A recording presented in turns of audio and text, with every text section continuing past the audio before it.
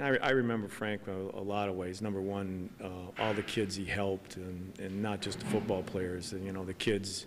you know, people lose sight of the fact that he was a teacher here and vice principal and acting principal for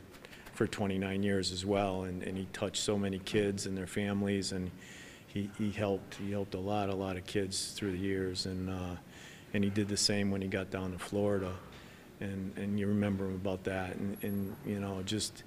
having kids who were the same age as Frank's kids, just remembering, you know, our boys running around practice and being parts of the team, and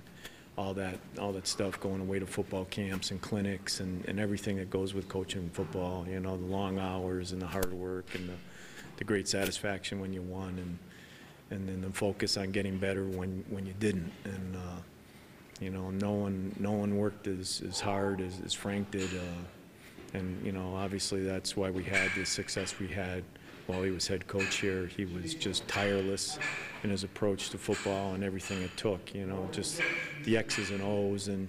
even in the weight room here, which was, you know, basically his home away from home during the off season,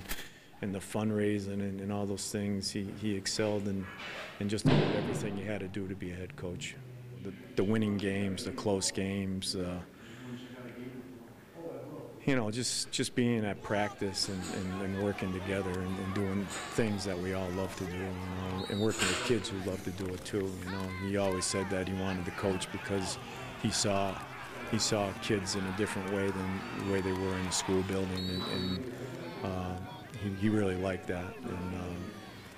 you know, that was one of the reasons why he ended up leaving here, because he didn't want to give up coaching, and he wanted to continue to coach. And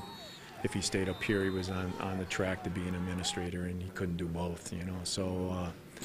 it was a sad day when he left Northampton, you know, but I think it was something that he felt he had to do because of his love of the game and being able to work with kids. So it's hard, but like I said at the start, it was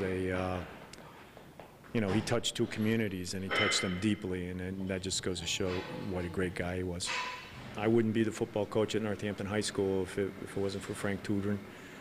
He gave me my first shot as a coach, and he mentored me up through the ranks and enabled me to be a defensive coordinator, and it was his recommendations that, you know, that I was fortunate enough to get the head coaching job here when he left. So you know, it's a tough day. It's a tough day.